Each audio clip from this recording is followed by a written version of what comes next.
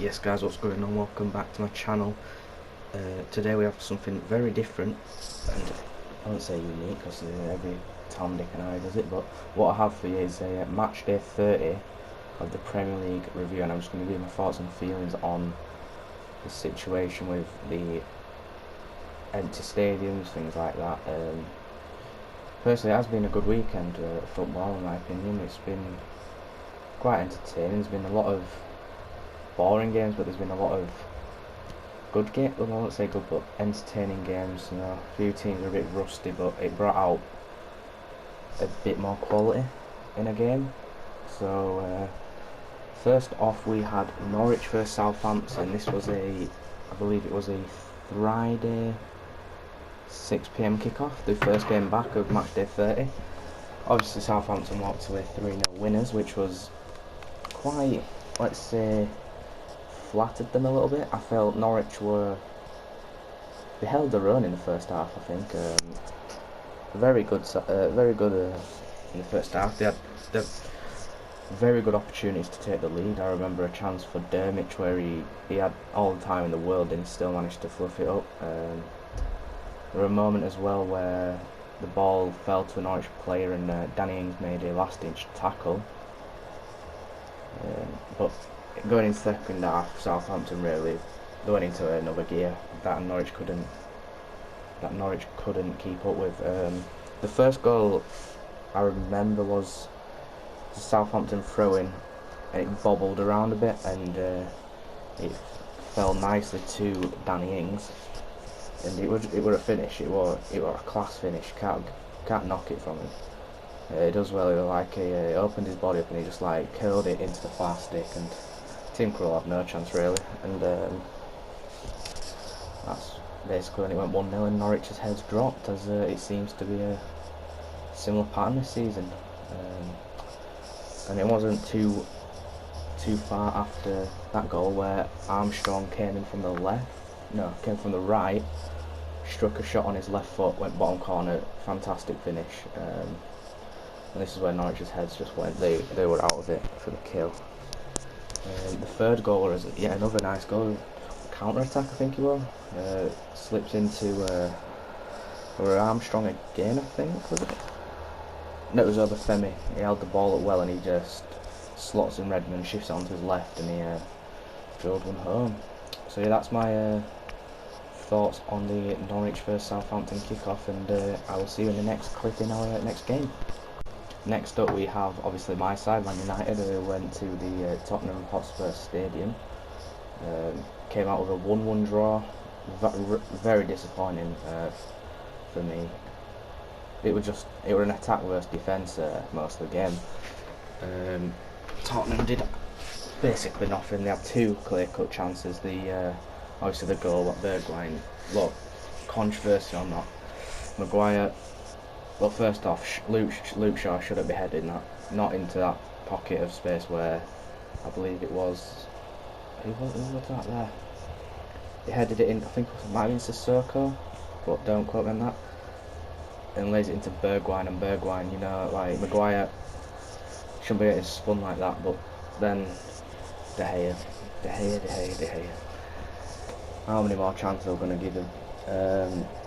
It's tough. It really is tough to see how far De Gea has fallen. Because not even 2 seasons ago, we were the best keeper in the world, and people can debate whether you want De Gea was the best keeper in the world like 2 years ago. Fantastic. Bergwijn hit it well. He did hit it well. It was, in the grand scheme of things, it was a fantastic goal. Like, if I was a Spurs supporter and I were watching that game, I'd be thinking, what a goal. Obviously, as a United fan, where you break it down, you split it up and you analyse each bit. It should never be a goal. But that was the first half. Son's header, very. That's what De Gea should have. That's a save De Gea would make normally. That's his class. That save from Son was a fantastic save. But then not much happened that half. The Rashford shot at 0-0 that hit straight at Lloris, that was a fantastic save as well. Then we go into half time. Hedge dropped it towards the end of the half and down 1-0 in first half. Second half came around, started off quiet, just basic passing through the midfield, trying to crack down Spurs. Rather tough job, to be fair, tough job. But the main man himself, Paul Pogba, came on. Look, whatever you say about this man, form's there, but class is permanent. That's what. And Paul Pogba is the best player at the club. And this guy is different to. He offers a lot more than Bruno does. Bruno Bruno's fantastic. Like, but what Pogba can offer you, he can skip round a man, he can hold off a man, he creates things. Not saying Bruno can't do that, but it seems like Bruno is. He finds the space, and he's more of a David Silva sort of player as Bruno Fernandes. I'm not comparing Bruno to David Silva, I'm saying he's that sort of player. Whereas Pogba's more of the powerhouse, he's more like a Yaya Toure. He gets there, he makes sure he gets there, he wins fouls, like obviously for the penalty, like Eric Dyer, it was sloppy by him. But yeah, at the end of the game, it was a tough one to come out with. Obviously, the Bruno quote-unquote dive, he did go down easily. There was contact there. There was contact. The trailing leg of Dyer went into the back of Fernandes, but if Fernandes didn't go down from the initial tackle that everyone thought, it would have been a penalty. But because he went down so quick, it was deemed as a dive. I thought that game. Well, I thought Rashford, McTominay, Fred, and Dan James, they were poor that game. They were terrible in my eyes. It was definitely a performance to forget. Martial, two chances he should have scored. Dan James just not the game for him. Not the game at all. I would like to see Greenwood start on Wednesday night when we play Sheffield United, and I would like to see Pogba and Matic start. Matic came on and he controlled the midfield. Spurs had nothing when Matic came on. He just held it. He just made it his own. But yeah, that's all I have for this game. It was a disappointing result from a United point of view, and I'm sure Spurs would have taken it in the grand scheme of things. Right, on to the next one. The next game, we obviously had another 1-1 draw. It was Watford versus Leicester. I didn't actually watch this game, so my opinions on this was a bit. There's not really an opinion I have on this, to be fair. I've seen both the goals. Both of them absolute world class. Chilwell's strike was just. It was just perfect. Top corner. Keeper had no chance. Leicester thought they'd won it, but man like Craig Dawson, prime Ronaldo, came out of him in that kick, didn't he? Oh my neck. Up he went, bicycle kick straight by Schmeichel, and from having 0 points to walking out with a possibly one of the goals of the season and a point for their relegation scrap. I believe I am right in saying that now Watford are out of not out of it, but they are 16th now, starting to not necessarily push away, but they're starting to as games are coming, they seem to be taking points at a time. So positive for Watford. Do I think they're going to stay up? I do. I think Watford have more than enough quality to battle through a few games, especially the ones down at the bottom. Especially, like, I'm not sure what Watford have got, but for example, I think Watford could have the capability of beating a Crystal Palace. I think West Ham would be a good game for them, and things like that. On to Leicester, obviously pushing for the Champions League spots. It's not all safe. Obviously, the huge pack behind them are following them, with likes of Chelsea, United, Wolves, Sheffield United. All those teams are hunting for a top 4 finish, but they've done well. Leicester, they've done better than well. They've smashed it this year.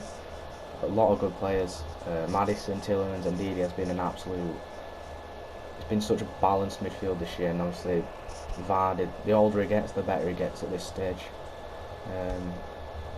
But yeah, I think Leicester will be fine. They do have a lot of tough fixtures coming up in their remaining games. So they might drop points, but I reckon they will stay up in the Champions League spots, and we will see Champions League football at the King Power next season. On to the next game, which was probably the most controversial out of them all. It was the Brighton 2, Arsenal 1. what a game! What a game for the neutrals, eh? Everyone got to see another breakdown from Arsenal. They took a 1-0 lead from Pepe, which was. Well, I think Pepe is going to be quality for Arsenal in these next few games. It's going to be crucial to their attack.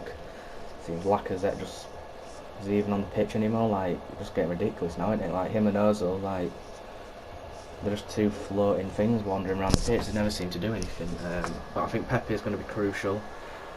Obviously, the Leno and Morpé situation. Do I think it were intentional? No. He has every right to go for a ball. He was a little bit late, but how was a striker supposed to know that they're going to do a keeper in like that? He's got the right to go for it. He went for it. Leno pulled the short straw and he's got an injury.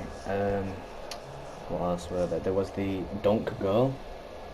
Yep, Lewis Dunk banged himself another goal for the season. It was poor defending from Arsenal in the corner. Like, they left a 2v1 where Lacazette, yet again Lacazette, he should be coming out for it. He should be coming out to help. I can't quite remember who was out there with him, but it was a 2v1. Lacazette needs to come and support his man. The whip a ball in, Dunk heads it. No, who was it? Someone heads it down. It's a scramble and Dunk like puts it in the net. Scrappy goal. It's a Brighton goal at the end of the day. They don't. There's no like finesse. There's no quality. It's just a scrap. Talk about quality. The finish from Morpé. What a finish. Was it Aaron Moy that dinks it over on the half volley with his left foot round Martinez at the time? It was a cracking finish. Can't put it away from him. And then when the final whistle went, there were obviously afters between Morpé and Guendouzi. Look, Guendouzi's a hothead, isn't he? Like he's got a short what's the word? A short fuse. And when someone niggles at it, he loses his head, and end of the day, it's come out today that he's not going to face any further punishment. To me, you can't go grabbing someone by the neck. You just can't. I was expecting at least a 1-match ban, because it is a red card. You can't go around. If that was in game time, VAR'd have given it as a red. But hey, you move on, don't you? Arsenal are up against Southampton, I think, next. Which I can't see. I don't think Arsenal win that game either. I really don't. The form Southampton are in. The flowing football of Southampton. It seems to be just fluidity throughout that squad, and good things going for Brighton. Why I keep saying Brighton. Good things going for Southampton, I think. They've had a bit of a downer lately with a few managers, but Hassel, whatever, has come in and he's made a good change to Southampton, and they're flying at the moment. So we'll get on to the next one now, shall we? The next game of the weekend was West Ham versus Wolves. Now it's looking scary for West Ham. It really is. There's nothing at the top of the field for them. I am going to say this now, and it might come back to haunt me, but West Ham fans might not want to hear this, but I think West Ham are going to be relegated. I just don't see it. I don't see it not happening. There's nothing to say about it. They struggled at the start of the season. There wasn't much going for them at top. They brought Jared Bowen in. Started off quite well, and I think he was one of the good players on there. Was this moving on to Saturday now, was it? Yeah, for Bowen. Antonio was quiet. The defence is just all over the place. I just don't see it with West Ham. I really don't, and it's a shame because it's such a likeable club. Like players like Felipe Anderson, Declan Rice, even far back as Fabianski. Like they've just got a lot of likeable players, but they just don't seem to be gelling. Once Haller's back fit, I don't know if he's out for the season now, but if he comes back fit and he's getting some goals, then maybe. But you won't put a penny on Haller scoring these days. It's a tough one. But I do see West Ham going down. On to Wolves. Well, this is quite the opposite. What a team! This team is something. They only came up last season, and it feels like they've been here 3-4 years with the amount of times my teams had to play them. I think they've been up 2 seasons. United played them I believe 8 times now in 2 seasons. It never seemed to stop. But what a team it is! From back to front, it's a fantastic squad. Jimenez and Jota. There's not a partnership in the league that just gel and click as well as Jota and Jimenez. They know each other like the back of their own hands. Like the class. They've got the running full-backs as well with Doherty and Johnny. Obviously playing as wing-backs as a defence and then wingers as an offence. You've got Coutinho and Neves who can pick a pass out any distance. Dendoncker, slightly different. He's more of a battler. He's more of the ball winner.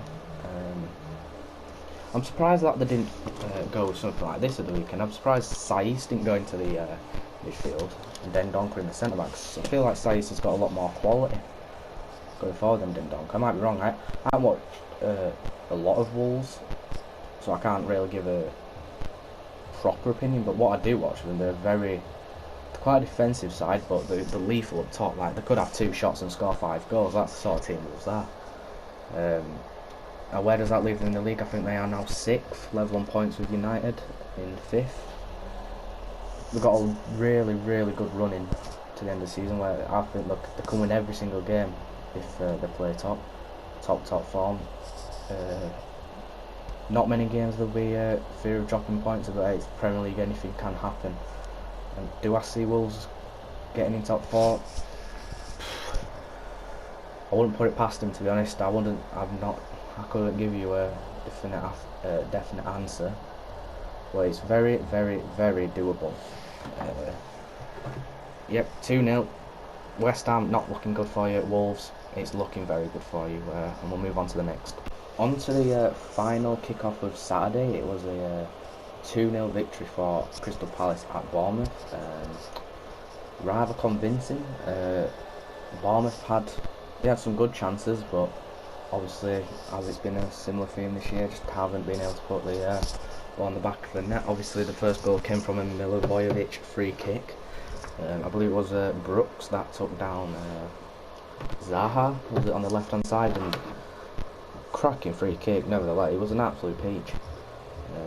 Ramsdale didn't have much of a chance with it. Then the second goal was a Jordan Ayew goal, I believe, if I remember correctly.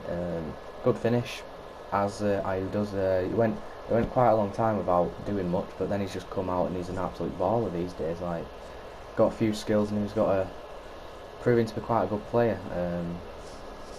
And I think Palace is starting to form a good mould of players. Obviously, the big decision in the game was the Gary Cahill red card. How that wasn't a red card is absolutely beyond me. It's an ankle breaker. It is. Got lucky to not break an ankle, really. But for Bournemouth's season, I feel like they're in trouble. They're in big trouble. I think personally, Eddie Howe's got it wrong with freezing Ryan Fraser out of the squad. At the end of the day, you need to stay up and you need your best players. For me, Ryan Fraser is probably the best player at Bournemouth. I think he's an unbelievable player. If we were a few years younger, he'd be highly interested. Big clubs would be interested in him. It's a shame, because Bournemouth, again, they're a likeable club, like Callum Wilson. We've got Lewis Cook, Josh King, like Ake. All these players are really likeable. But it just seems Bournemouth they're in thick mud at the moment. They're in thick mud, and they're struggling to get out of it, and it's going to be a struggle to get out. So it's going to be a tough one for Bournemouth. But I think now Palace, I think they will get through. I think they'll survive the drop, and we shall move into the next game. On to the Sunday games now, and I felt Sunday was quality football on Sunday, and arguably this game was the game of the weekend for me. Look, what a performance from Newcastle. You got to give it to them. They went to a gear that I didn't even know they had. They always seem to be playing like they always seem to go to like a gear 3. Like, they started off slow. You could see the potential in the squad. Like, you could, like with St. Maximin being He's been out with a few injuries here and there. He's been people in and out of the team. They haven't really been able to get a solid squad together. But this team just seemed to do it for them. Jolinton in this game, for me, obviously Maximan was the man of the match, but obviously Maximan with that sort of performance is going to be. But Jolinton was, quote unquote, second man of the match. Like, I thought he had an absolute screamer of a game. Well deserved his goal as well. It's good to see him on the score sheet. Obviously the Egan red card, it was stupid from him. Jolinton isn't the quickest. Egan could have got him. Baldock, I think, was on the cover, so he might have been able to get in there somehow. But look, you can't be going around dragging people back going 1-on-1, can you? Especially when you're on a yellow. And then not long later, did Maximan put the ball back on it from an Ender Stevens mistake. Richie puts in a terrible ball, like it's terrible, and somehow manages to nutmeg Stevens, and so Maximan with a good finish. Can't put it past him. Henderson couldn't done anything about it. People questioning his positioning, his foot movement and things like that, but he had a 1 second between the ball going from Stevens' legs to Maximan's foot. He hadn't got time to react. He's just expecting Stevens to clear it, and then so Maximan made it 1-0. And then Matt Ritchie, yet again, unbelievable goal, unbelievable strike. Yet again, questions about Henderson's positioning on the goal. He was like a yard or two further over, and he should have been on his close to his near post where the ball did actually strike. Fantastic finish from Ritchie. Don't get me wrong, it was an unbelievable strike. And then obviously the counter attack of Jolinton, and I believe it was Matt Ritchie who delivered the final ball. It bounces to Jolinton, takes it down well, plays Ritchie in. Don't quote me on that, I think it was Ritchie. And then Ritchie just plays a ball back across the face of goal, and Jolinton with a tap in. Well deserved goal for Jolinton. It's been coming.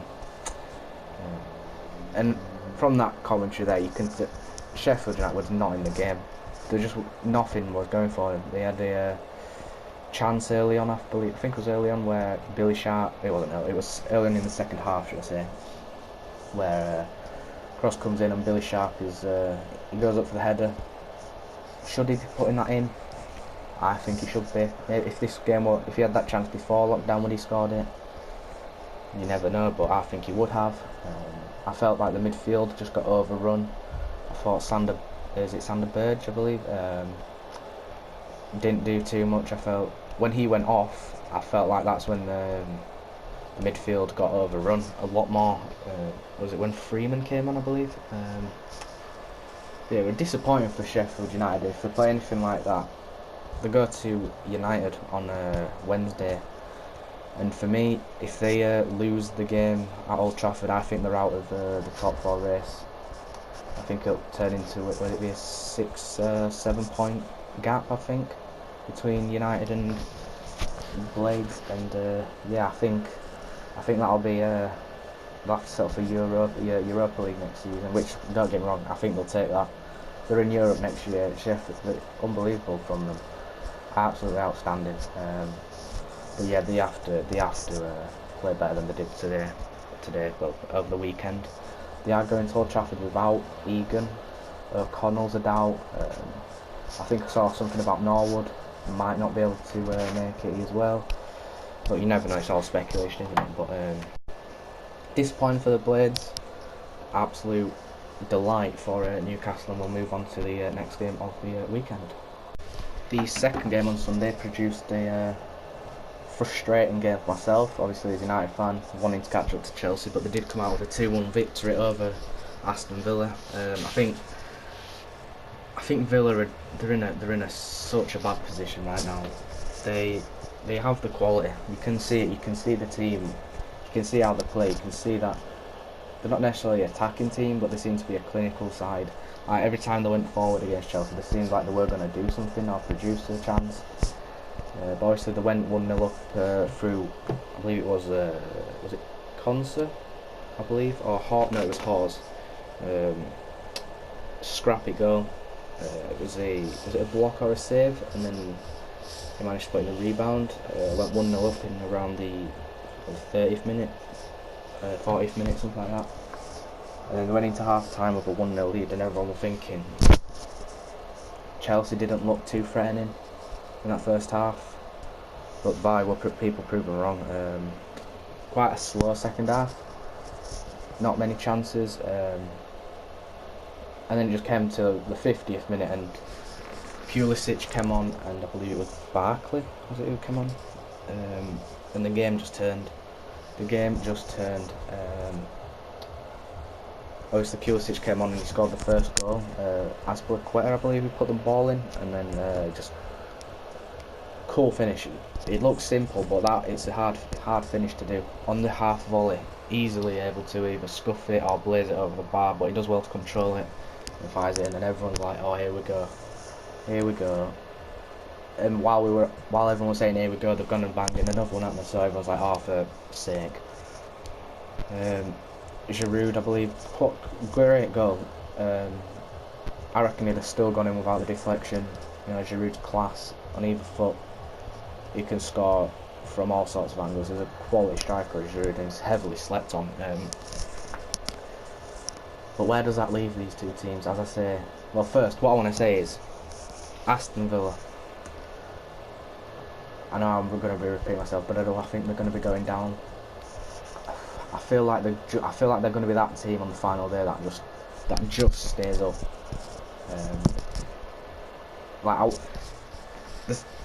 Villa are the type of team, they could be 4-0 up in the 90th minute, and I still wouldn't believe they're going to win the game. Like, you just can't. It's just so unpredictable. You just don't know what's going to turn up. Whereas Chelsea, man, this team's promising, isn't it? This team is going places. This season, I think they're going to nail on. I think they're going to nail on top 4. I think Chelsea are certain for top 4. And next year, what a team they're going to be next year. With the addition of like Timo Werner, Ziyech, they're interested in Chilwell. They're going to be a real threat. And now they've entered the race for Jude Bellingham. We're hearing today as well. What a team it'll be. Obviously Hudson-Odoi will be flowing again. Loftus-Cheek will have had more games, more minutes. He had a crucial 60 minutes at the weekend. Zuma will have a bit more experience. Reece James will be coming through more. Mason Mount will have been getting a lot more experience. Like, this team's just promising. And with the goals of the guaranteed goals of Werner and the creativity of Ziyech, this side will be probably the first team to start catching up to Liverpool and Chelsea. I believe they're that good. They're going to be that good next year. As a United fan, it's frustrating because they're showing. Chelsea are doing what I want United to be doing. They're investing. They're showing that they want to move forward and not move sideways. Like, the transfer window's not open and they've spent nearly 80-something million. Like, look, Chelsea are going places, and for Chelsea fans that's real promising. For teams in and around the area, not so good. Like, it's going to be a tough one to take. But fair play Chelsea. They know the direction they're going. And the direction I'm going is into the next game. I shall see you in a minute. That will wrap up the first sort of episode of this. If you guys want to see more of this sort of video, this concept, please let me know down below. Leave a like, comment your own opinions on the matter of the games, your own feelings of where clubs are going, the direction they're heading, and things like that. I am aware I've missed out the Liverpool-Everton game. I just didn't feel like it was worth covering because it was just a bore fest in my opinion. So there you have covered the Liverpool game sort of. But guys, as I reiterate, please like the button, subscribe if you have not already, and I shall see you all in the next stream or video. See you later.